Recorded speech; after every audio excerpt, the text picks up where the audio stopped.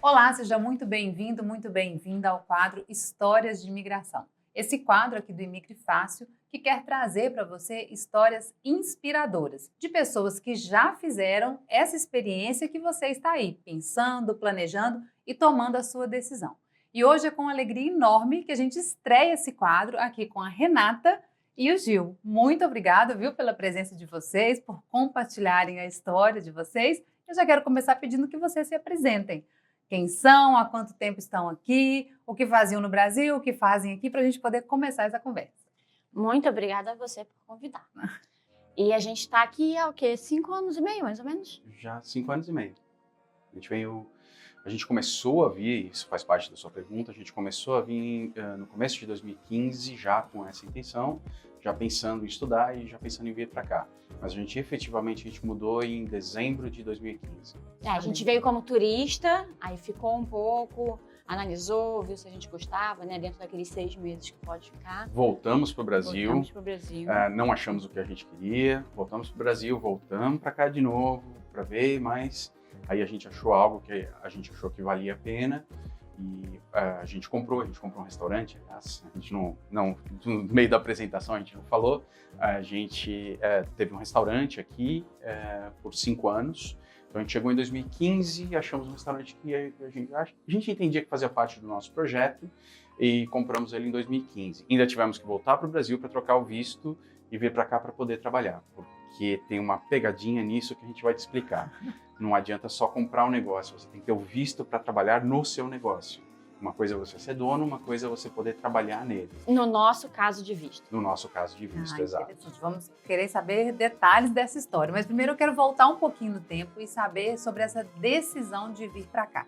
Queria saber se era sonho dos dois, não era, aconteceu alguma coisa que fez vocês falarem, vamos tentar alguma coisa diferente. Queria saber lá no Brasil, onde que começou essa sementinha aí, onde que nasceu, se era mais de um ou de outro. Tem alguns casais que falam, sempre foi sonho dele, não era meu, mas eu não quis atrapalhar, fulano demorou tanto tempo para me convencer. Me fala um pouquinho aí dessa dinâmica de vocês dois. Sempre foi um sonho do marido imigrar. No caso, ele queria ir para o Canadá. Quando a gente se conheceu, ele falou para mim que ele queria se mudar para o Canadá.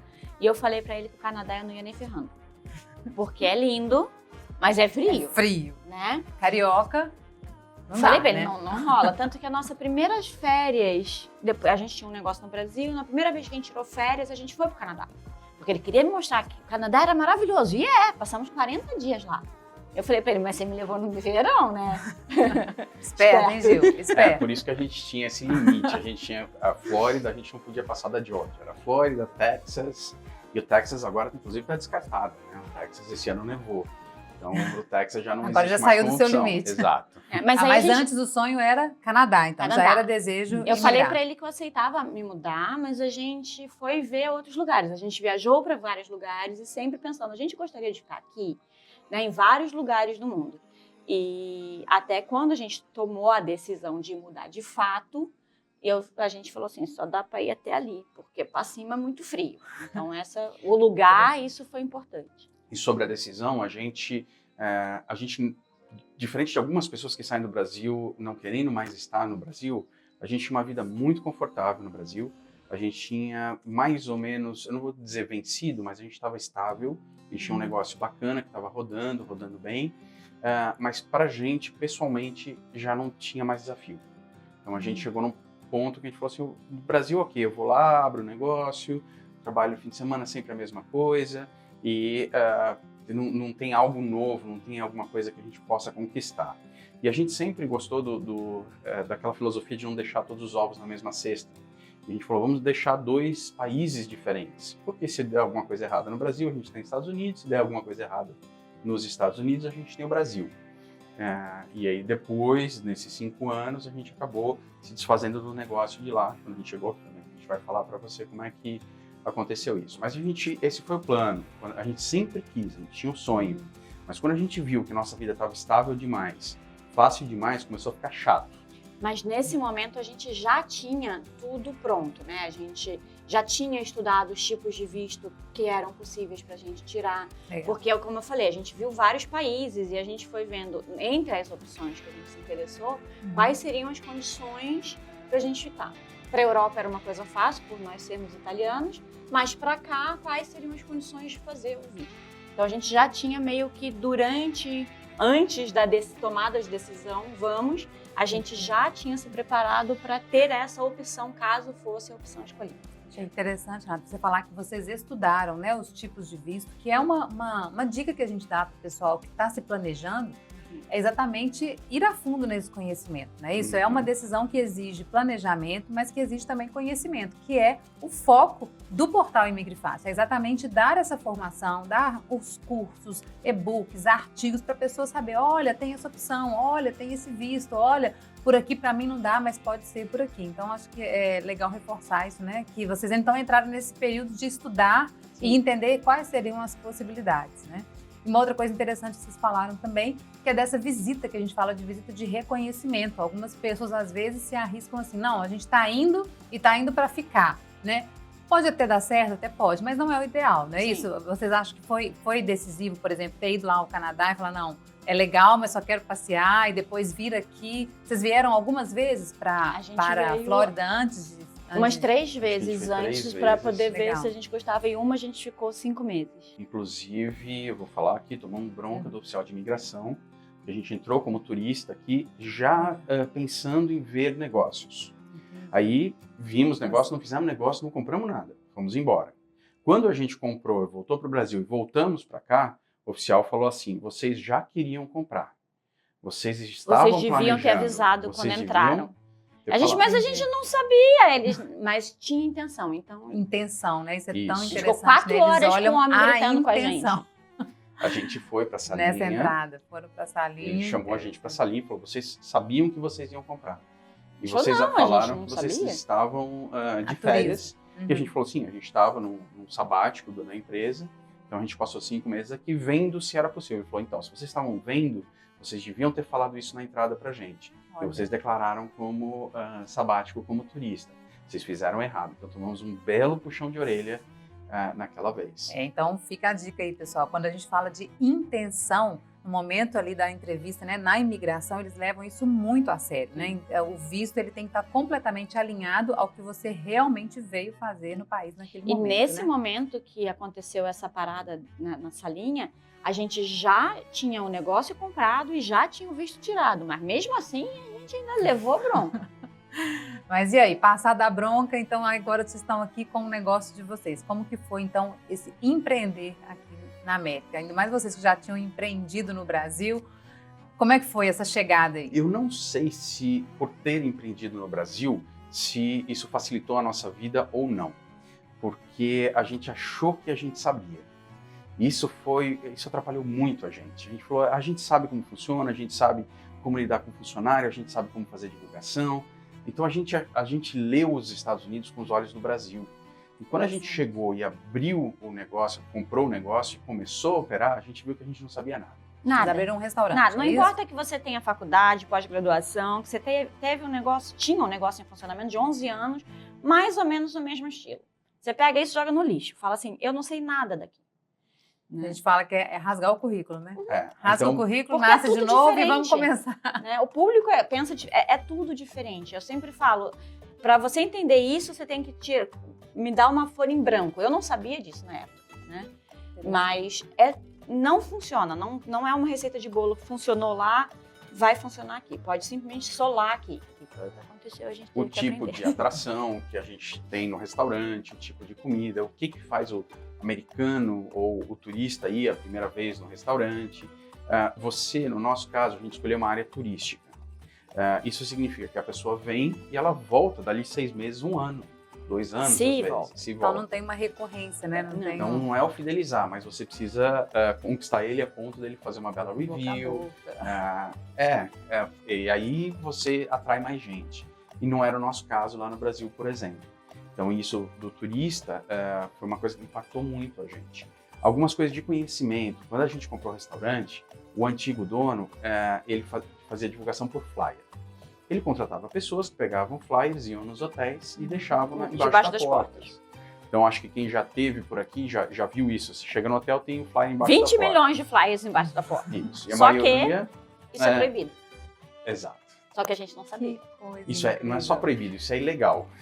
E A pessoa vai presa. E quando ele vendeu pra gente, ele falou, olha, Que ele fazia. a gente faz nesse formato. Então, quando a gente comprou, a gente até já pediu pra ele já comprar Continuar. um lote de flyers pra gente já ter. E a gente ficou fazendo por um mês e pouco, até que um funcionário nosso virou e falou assim, vocês sabem que isso é ilegal, né? A gente imagina.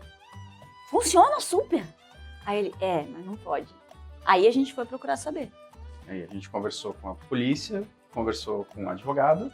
E aí a gente descobriu. cortou de um dia pro outro. Né? A gente falou, não vou preso por causa disso. Por causa de um flyer debaixo da porta. Preso, sabe? Eu vou dar um número pra vocês. A gente jogou fora, na caçamba, 80 mil flyers. Uau. Então, Não, isso fora foi uma das que coisas chocantes com- pra gente. Com a gente, o A negócio, diminuição da demanda em função o negócio disso. que o cara vendeu pra gente, ele era todo focado no funcionamento dos flyers. Então a gente caiu de 40 deliveries num dia pra 0. 0. Porque as pessoas não O impacto tinham como desses saber flyers da era gente. muito grande. Você Era tinha muito grande.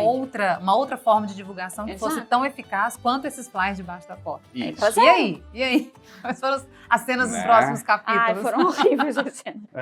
Bom, então, quando isso aconteceu, eu achei importante te falar para o pessoal falar isso, porque é uma coisa que a gente passou a conhecer quando a gente passou a viver aqui, quando a gente passou a viver o negócio. Até ali a gente achava que podia, mas aqui você não tem o achar, você tem que saber. Senão pode dar errado, exatamente isso. Você pode entrar numa furada, você pode ter que jogar 80 mil flyers fora, e 80 mil flyers são dólares. Mas acho que essa diferença de cultura começa por aí, né? Talvez assim, é errado. É Se porque as fosse no regras Brasil, será que mantinha? Sabe, aquela coisa que às vezes as pessoas querem, né? Tentar o jeitinho que, na verdade, existe uma parte que é positiva desse nosso jeitinho, que é a flexibilidade, mas não o fazer errado achando que vai dar certo, né? E aqui não tem espaço para a vírgula do jeitinho, Exato. não é isso? É que as regras sociais são diferentes. E como a gente não faz parte dessa sociedade, quando a gente chega aqui, a gente não sabe nada. Né? Uma coisa que eu acho importante o pessoal de casa saber é que no nosso tipo de visto, a pior pegadinha dele é que você não pré-mora aqui e não estuda o mercado daqui. Você simplesmente compra um negócio, volta para o Brasil, aplica para o visto. Ou seja, o índice de pessoas que compram negócios furados é muito grande. Por quê? O cara sabe que quem vem com esse tipo de visto tem o dinheiro, porque está procurando saber, tem o sonho e está disposto. É balela para vender o sonho que você quer. Então eles vendem pra gente o nosso sonho. Desculpa. Não o que é o negócio. Né? Não, numa grande maioria das pessoas. Né? Pode não E ser como... existe uma coisa aqui chamada due diligence, que a gente faz 15 dias, que a gente vê todos os números do restaurante, ou da do negócio em empresa, si. depende do que é, e a gente passa com eles, a gente fica analisando, a gente tem direito de pedir imposto de renda, extrato bancário, a gente pede tudo. E a gente fez isso, porque a gente já tinha conhecimento, foram 11 anos quando a gente veio para cá, 11 anos administrando um negócio no Brasil. E todos os números batiam. Fazia sentido, o que ele comprava, ele vendia, a gente ficou de carro no estacionamento de longe, vendo se o que ele vendia no dia anterior batia com o que ele entregava pra gente, e batia. E aí depois a gente viu que tem jeitos de enganar também. Uau. Então, Gil, e esse dono desse restaurante era americano? Não, este dono deste restaurante era marroquino. Mas quem indicou ele foi um consultor americano. Quando a gente chegou aqui, a gente foi num grupo como se fosse, eu vou dizer, um Sebrae lá no Brasil. Eles têm um grupo aqui e com americanos, todos consultores, inclusive tem sobre restaurante, tudo. E isso fez a gente confiar bastante. A gente falou, bom, a gente tinha um certo Sebrae medo. dos Estados Unidos, né? E a gente tinha aquela máxima, né? Fuja dos brasileiros, todo mundo fala. Era isso que eu ia te perguntar. Então, essa questão aí de caráter A versus gente nacionalidade... se ferrou, não foi com brasileiro. E aí o corretor, ele era corretor deste restaurante e ele, por acaso, foi nosso corretor também. E aí ele vendeu para a gente esse negócio. Ele apresentou, ele vendeu e de uma certa forma ele sabia dessa outra coisa. Então a gente podia inclusive ter ido atrás dele, feito alguma coisa. Mas você está no meio do furacão.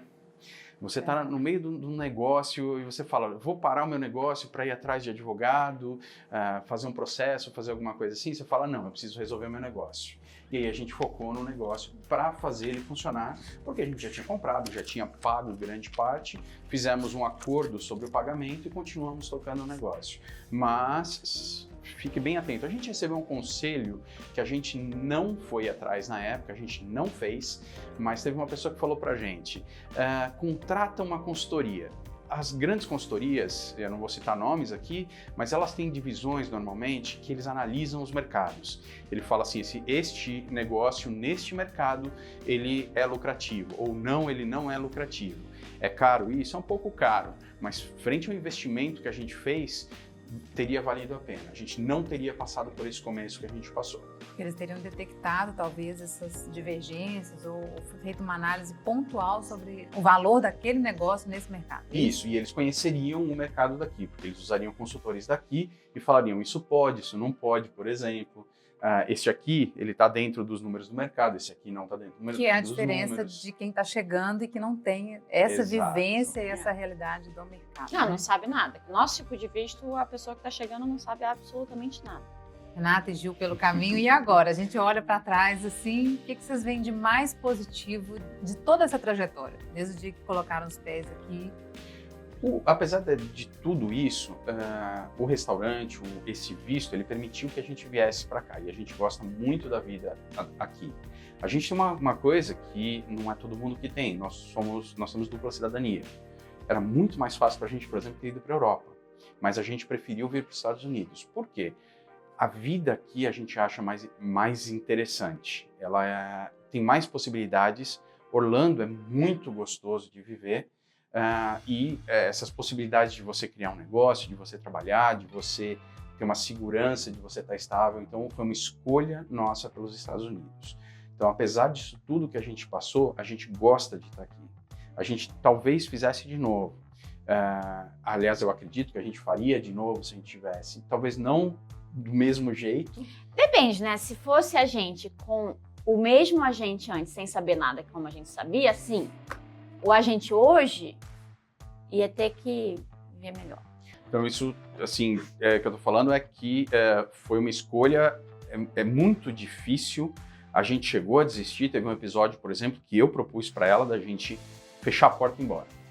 Eu ia perguntar isso. Teve algum momento que chegaram a pensar em fazer as malas e falar, vamos abortar esse processo? Chegamos, eu cheguei a falar para ela, falei assim, não dá mais, nesse momento a gente está bem, a gente ainda tem dinheiro aqui, tem dinheiro lá, a nossa empresa lá ainda estava rodando, eu falei, aqui não está dando certo, aqui o restaurante está indo muito mal e eu não sei se a gente tem condições de tempo e dinheiro de reverter isso. E ela, por algum motivo, ela falou, não, eu acho que a gente tem. E aí a gente ficou, mas eu cheguei a propor. Fechamos a porta, pegamos as malas, pagamos as dívidas e vamos embora. Mas falar sobre pensar em arrumar as malas e ir embora, eu duvido que tenha alguém, mesmo que não tenha tido uma história complicada de comprar um negócio ferrado, como a gente fez, que não tenha pensado algum dia em ir embora. Porque é muito difícil, o início principalmente é muito difícil, né?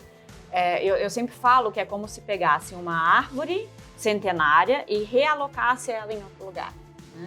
Então, você não identifica nada, você não tem raiz. Você não... Né? Por exemplo, a gente até falava inglês, mas você não tem domínio completo da língua. Se você não tiver nada da língua, ferrou mais ainda. Mas você não tem o domínio completo da língua, você não tem o domínio da cultura, você não conhece ninguém. Nada. Gente, no Brasil, a gente conhece um monte de gente. A gente frequentou escola, a gente morava naquele lugar, a gente tem muita gente. São vários que a gente podia ciclos, né? contar com as pessoas. Então, por exemplo, quando eu quero um chefe para minha casa noturna, você tinha como conseguir, porque alguém conhecia alguém que podia te ajudar. Eu preciso de uma garçonete para minha casa noturna, ok? Eu conheço alguém. E aqui não. Aqui você não conhece ninguém. Então você não sabe de contador, você não sabe se o ponto é bom. E você passa a depender de indicações de pessoas que você também não conhece, né? A gente tem amigos, por exemplo, tem um amigo em Miami, Na verdade, não é Miami, está do lado de Miami, Doral. em Doral, que deu super certo. Ele chegou, ele abriu um negócio e deu super certo. Já está com o segundo, e chegou que nem a gente. Chegou, gosto disso, vou fazer, e deu certo. É possível dar certo. É que a gente teve essa história, e a gente sabe várias histórias que não deram certo, principalmente por conta dessas coisas que a gente falou. Que é que a gente achava que a gente sabia, a gente achava que a gente conhecia um negócio. Então, um negócio de restaurante, por exemplo, eu vou dar uma comparação para vocês. Um negócio de restaurante no Brasil, o lucro dele é entre 20% e 40%. Aqui, quando ele está rodando super bem, é de 8% a 12%. Essa diferença não tem muita margem para erro. A questão de funcionário, a gente fala bastante de funcionário. Funcionário, no Brasil, você tem a CLT e aqui você não tem. Aqui é por hora, você pode mandar o funcionário embora a hora que quiser, ele também pode pedir demissão a hora que ele quiser. Normalmente dá um aviso de 2 semanas, mas é mais pro forma, né? É mais de diplomacia. Para não fechar a porta. A gente já teve funcionário que no meio do turno saiu. Falou, a gente já teve. Tô indo embora. Teve gente que nem avisou. A gente descobriu que o garçom tinha ido embora porque ele deixou o avental e não apareceu mais no salão. A gente, cadê eles? Será que ele foi no banheiro, alguma coisa? A gente foi lá, a porta de trás estava aberta, o avental, e ele desapareceu, nunca mais voltou. A gente já teve pizzaiolo aqui, que a gente tinha um evento e ele não apareceu no evento. Eu tinha um evento. Conte-me tudo. All You Can Eat Pizza, com o show do Frank Sinatra. Cover, né? Óbvio. Por favor. Ainda não fazemos mediunidade. Aí, com o cover do Frank Sinatra e uma festa de All You Can Eat Pizza. Como se fosse um rodízio de pizza. Tudo liberado. Pizza liberada. 100 e poucos ingressos vendidos. O pizzaiolo não foi. O pizzaiolo não foi. Não só ele não foi, como o evento era, acho que às 7 horas. Ai, meu Deus. Aí rolou o evento. E aí? Ela foi pra pizza. Eu fui pra pizza. Foi pra Eu pizza. fazia Você fez muita pizza, eu chorava, porque eu nunca tinha feito pizza na minha vida. Foi naquele dia que eu tive que aprender. Eu fazia pizza, chorava, não sabia se era de ódio, não sabia se era de pena de mim. Eu não sei, só chorava e fazia pizza. Não, mas tem um detalhe a mais. O evento terminou 8h30. Todo mundo comeu pizza. Às 9 horas da noite, o Ninguém pizzaiolo morreu. apareceu. Hã? Às 9 horas da noite, o pizzaiolo apareceu. Olhou pra gente e falou assim, eu queria saber como é que vocês iam lidar sem a minha presença. E aí? E a gente falou, lidamos bem, obrigado, e Mas- não precisa voltar. não provou que apareça a gente nunca não mais. precisa de Você você, está meu amor. demitido. E aí ele, tá bom, então eu volto amanhã para receber as minhas horas trabalhadas na semana. E você tem que pagar as horas trabalhadas na semana, mas você, ok, ele está demitido, acabou. Então você tem essa diferença que no Brasil, de um certo lado, para o empreendedor, ele prende um pouco a gente ao funcionário, mas ele também prende o funcionário Você dá a uma gente. garantia, né? Eu sinto falta da série. Né? Então isso o pessoal considera uma vantagem. Então são diferenças não só culturais, mas burocráticas, Legais de também. funcionamento também, né? Então, você tem essas diferenças, mas a gente não está reclamando, são coisas diferentes. É muito difícil para você conseguir um funcionário aqui, por exemplo, porque aqui quase não tem desemprego. O desemprego está baixíssimo. Neste momento, o pessoal, por exemplo, nós estamos no final da pandemia, vamos contextualizar, tem vaga em tudo quanto é lugar. Todos os restaurantes estão com vagas. Importante Aliás, salientar. lojas, né, que a gente está passando é tudo now hiring, now hiring. Mas é importante salientar que o desemprego é baixíssimo. Tem muita vaga para pessoas que estão aqui legalmente, que têm o work permit. Né? Autorização de Porque trabalho. não pra adianta você- não ter autorização de trabalho que não vai conseguir trabalhar nesses lugares. Né? Então, isso também muda muito quando você está em busca de um funcionário. No Brasil, todo mundo quer e precisa trabalhar. Aqui nem sempre. Então, é muito mais difícil você conseguir um bom funcionário. E, como aqui é pago por hora, você tem diferenças, às vezes, de 50 centavos por hora que o funcionário deixa de trabalhar com você e vai trabalhar em outro restaurante do lado, porque ele vai estar empregado. Ele pode sair, pelo mesmo valor, ele vai estar... ele é empregável o tempo inteiro. Sim. E a própria Disney, ela é o que mais traz pessoas para vir morar aqui e ela é a maior concorrente dos pequenos negócios. Porque a Disney também é o maior salário. A Disney e a Universal é sempre $1 maior do que a Disney. são os 2 maiores pagadores dos salários aqui. Então, todo mundo fala assim, vou ganhar isso ou isso, vou trabalhar na Disney, né? Então, eles são maiores roubadores de funcionários que você pode ter. Todo mundo nessas situações com o Work Permit, ok? Ou seja, que você já tem ali, né? Se não tem ainda o visto totalmente regularizado, tem pelo menos o seu Combo Card, que é ali a autorização para trabalhar, Porque eu sempre fico com medo que as pessoas, às vezes, me escrevem e falam assim, eu vi que tem muito emprego, tô indo, me mudando. Eu falei, não, mano, pera. Calma. Qual o seu visto? O que você está pensando em fazer na vida? Não adianta. Eu vim e não consegui esse bando de emprego que você falou que tem. Mas não era bem assim, né?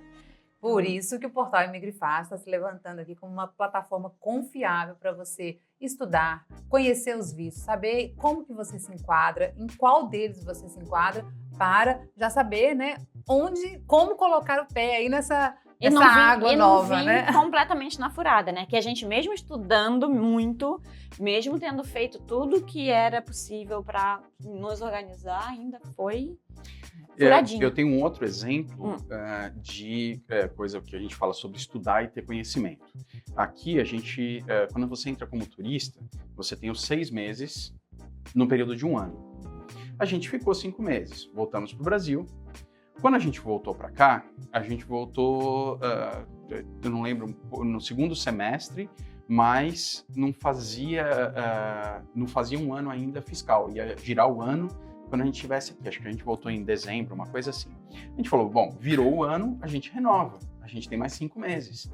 Comemos 1 mês do ano anterior e mais temos mais 5. Quando chegamos no aeroporto, o fiscal de imigração, né, o agente de imigração, falou pra gente, não é ano fiscal, são 6 meses nos últimos 12. Então não é do dia 1º de janeiro a 31 de dezembro, é de hoje para 12 meses para trás. E a gente já tinha ficado aqui 5 meses. E aí ele falou, bom, vocês só têm mais 1 mês para ficar aqui, eu não tenho como dar mais 6 meses para vocês, porque vocês já ficaram. Então, esse é o tipo de informação, por exemplo, que você só vai ter valiosíssima, né? Estudando, conhecendo ou alguém te informando isso. Porque senão você vem 6 meses, fico 5 meses aqui, volto 1 mês para o Brasil e volto para cá. Não funciona assim. São 12 meses contando do seu momento ali na frente do agente de imigração. E que ali fica registrado ali no seu passaporte, no seu I-94, né? Ou seja, as informações estão ali claras para os oficiais, então não adianta o agente de imigração, gente, sabe tudo da sua vida. É sério. No momento da entrevista. Quando a gente foi pra casinha lá, que eles ficaram gritando 4 horas comigo, que eles gritaram só comigo, né? Ficou eu na casinha, Juliana em outro lugar. Eles sabiam quanto a gente tinha pago no negócio que a gente comprou.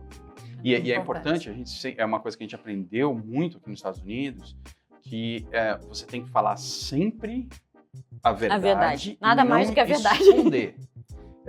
Porque eles sabem, eles vão descobrir. Mesmo na salinha, a gente teve um episódio também, eu não vou dizer complicado, mas que assustou um pouco a gente. Depois que a gente ficou 1 hora conversando com eles fazendo perguntas... Deixa eu só contextualizar que eu falei que a gente estava separado. Eu estava separado, eles gritando comigo. Depois de umas 2, 3 horas separados, aí eles botaram o Juliano junto comigo. E aí eles começaram a gritar de novo. E fazer perguntas pra gente, o que vocês fazem aqui, vocês estão trabalhando aqui? A gente, não estamos trabalhando ainda. A gente explicou como funcionava isso, a gente tinha sido muito bem instruído pelo advogado. Quando terminou tudo, tinha um agente parado ali, que de vez em quando ele fazia pergunta, ele começou a falar com a gente em português. Então, tudo que a gente falou entre a gente em português, ele ouviu e entendeu. Então, não é uma pegadinha, mas eles sabem. Então, assim, se a gente tivesse falado alguma coisa, vamos falar isso aqui. Fala isso, vamos combinar aqui, exato, né? não funciona aqui. Então, eles sempre falam, fala sempre a verdade. A gente tem amigos aqui que começaram, por exemplo, um negócio de restaurante, começaram em casa, ilegalmente, na verdade, sem licença, essas coisas, foram denunciados. Quando o fiscal ligou, falou, vocês estão com esse negócio? Porque está constando para mim que vocês estão. E eles falaram, estamos. Aí o fiscal falou, ok, vou ajudar vocês a regularizar. Vocês não podem ficar ilegais, mas eu não estou contra vocês. Eu quero que vocês se legalizem. E hoje eles têm um grande restaurante.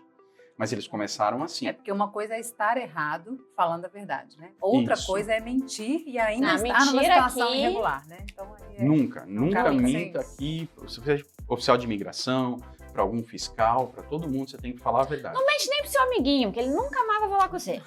Pois é, gente, quanta experiência rica, né? E aí, assim, por mais que eu tenha falado, tem pessoas que deram certo e a gente, né, teve essa experiência negativa, mas foi uma experiência de negócio, né? Porque toda essa experiência que vocês relataram aqui, olhando para trás, uma perguntinha, assim, bem emblemática, valeu a pena? Sim, valeu a pena, tanto que a gente faria de novo e mais uma vez, pra gente, mesmo hoje, é muito mais fácil estar na Europa. E a gente prefere estar aqui. O pessoal pergunta, você voltaria para o Brasil? Eu falo, não. É minha última escolha. Amo o Brasil, mas a vida aqui é muito mais gostosa.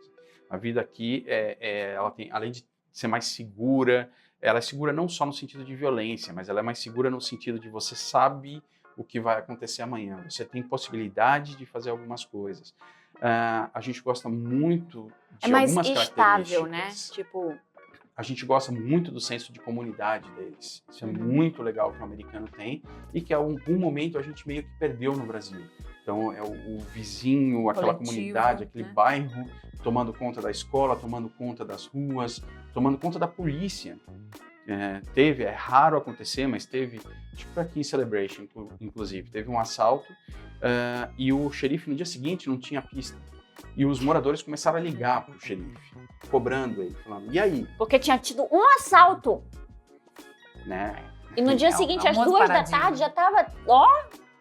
Então, essa bonitinho. diferença em termos de comunidade, a gente não tem muito isso. Então, essa é uma das coisas que a gente adora aqui. A gente brinca que Orlando é uma cidade do interior, mas que funciona.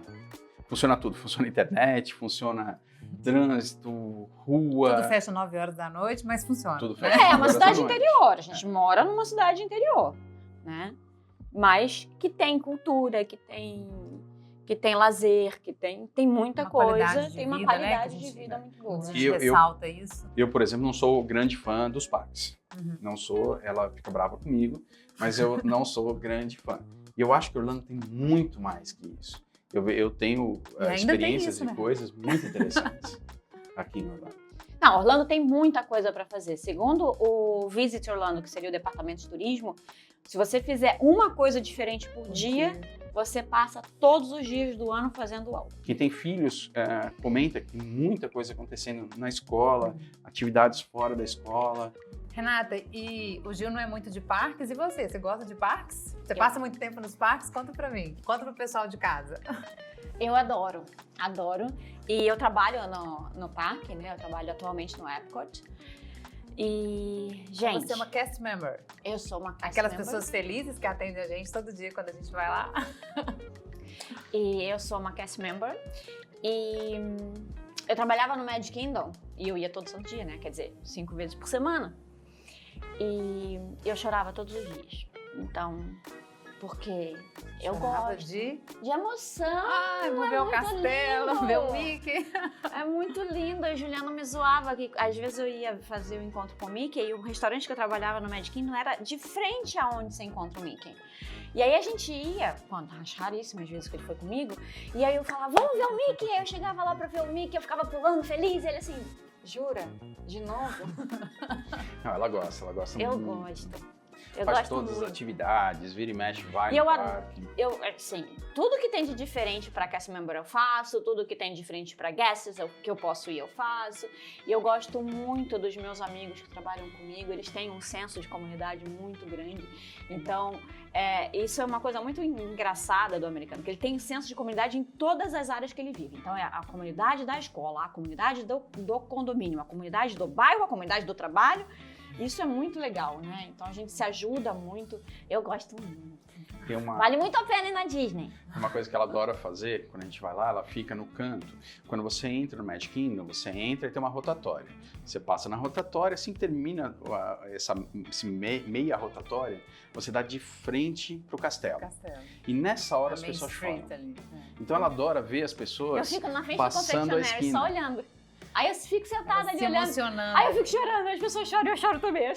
Porque quando elas viram, dão de cara com o castelo, bate aquela emoção daquele É sonho o sonho de uma vida realizado. inteira, É né? muito A legal. pessoa É juntou muito. dinheiro ali, a vida Teve um pra tempo que eu tava levar os trabalhando filhos. naquele ponto. E era terrível, porque eu tinha que estar sorrindo, dando tchau para pessoas. E as pessoas choravam e eu começava a chorar. E quando ela não está trabalhando, ela vai pra Disney. Minhas days off. Eu vou mesmo. Então, Gil, eu vou comer alguma coisa lá no Epcot. Gil, eu vou passar o dia hoje no Magic Kingdom. Vou pra Disney com tal e Springs. tal. Muito legal, muito lugar lindo, né? Uma emoção muito grande também. Eu gosto. Venham pra Disney, é muito legal. Sobre a Disney ainda, sobre esse nosso visto, a gente tem o visto E2. O visto E2 ele tem uma característica. Uma pessoa é o dono do negócio, é o investidor. Esta pessoa só pode trabalhar no negócio. Em compensação, o cônjuge pode trabalhar em qualquer lugar. O cônjuge ganha o work permit. Então, eu podia trabalhar no restaurante e ela ficou livre para trabalhar onde ela quisesse. Então, o sonho dela era trabalhar na Disney. Então, até teve uma discussão falando quem que vai ser, porque nós dois somos italianos. E aí a gente falou assim, ok, vou eu ser o dono do negócio. E eu vou trabalhar mais, com o Mickey. E ela pode trabalhar, seguir o sonho dela de trabalhar com Sou o praticamente a nova Pateta. Mickey, né? Feliz da vida. É. Muito legal. Essa observação é interessante porque o nosso papel aqui também é formar as pessoas e é uma informação, às vezes, um pouco pé de página, né? Ou seja, para quem está pensando em no E2, porque a maioria dos vistos segue a mesma regra para o cônjuge. Então, por exemplo, é estudante ou F1, então o F2 também não pode trabalhar, né? Ou seja, segue as regras normalmente do aplicante. No caso do E2, a gente tem essa diferença que é legal reforçar. E aí, as pessoas têm que ter uma estratégia, por exemplo, quem for mais empregável, seria interessante ter o work permit, porque quem vai trabalhar só no negócio ou, por exemplo, não fala tanto inglês, alguma coisa assim, vale mais a pena ficar esta pessoa presa no negócio, presa entre aspas, né? E a outra pessoa, né, consegue trabalhar nos outros lugares. O nosso caso, que foi, o seu sonho era imigrar, a gente imigrou, o meu sonho era trabalhar na Disney, eu fui trabalhar na Disney e ficou os dois felizes. Olha só que bonito. Exato, mas isso é uma característica deste visto E2, esse que a gente tem. Bom, Renata, Gil, muito obrigada, viu, pela disponibilidade, por compartilhar essa história maravilhosa de vocês, que eu tenho certeza que inspirou muita gente em casa. Mas eu queria terminar com uma surpresa para vocês dois, especialmente para você, Renata. Olha só, toda essa experiência, montou um negócio, hoje está lá na Disney, conhece tanta gente. E o Imigre Fácil é uma comunidade colaborativa. Aqui nós vamos ter diversos profissionais, diversos colaboradores, pessoas que podem contribuir para essas pessoas que estão em casa. Então eu gostaria de saber se você aceita ser uma colaboradora do Imigre Fácil, aqui, sentando nessa cadeira aqui onde eu estou, para poder compartilhar e entrevistar essas pessoas que você conhece, que você já trocou tantas experiências aí nesses 5 anos e pouco de América, se você poderia nos dar esse privilégio aí de ser a nossa entrevistadora do Histórias de Imigração para algumas pessoas que você conhece. E aí eu vou poder ficar nesse lugar aí? Isso, nesse aqui, ó, te dou minha fichinha. Eu aceito. Olha, acho que vai ser muito legal, porque com certeza você já se esbarrou com muita gente diferente por aí, não é isso? Com muitas experiências, fala a verdade, nesses 5 anos e meio, nos parques, nos restaurantes. Conta pra mim. Sim, nossa, eu tô meio nervosa. Sim, eu conheço muita gente que também migrou pra cá, que tem histórias muito legais. Então, já tô começando a pensar em quem que eu vou chamar, em quem vai ficar aqui comigo. Mas eu vou precisar que você seja minha coach. Pode deixar, a gente está aqui para isso. Somos uma comunidade colaborativa. Bom, pessoal, gostaram da surpresa? Então é isso. Aqui é assim, ó, todo mundo colaborando e contribuindo para que você que está em casa tenha a melhor informação e a melhor experiência. Então, Renata, você podia encerrar esse quadro para começar a treinar. Eu já dou um feedback aqui para ver se está legal. O que você acha? E o que eu falo? Despede do pessoal, convida para o próximo, fala que você vai trazer uma história bem legal e até a próxima. Então, esperamos vocês no próximo quadro do Imigre Fácil. Até mais, pessoal.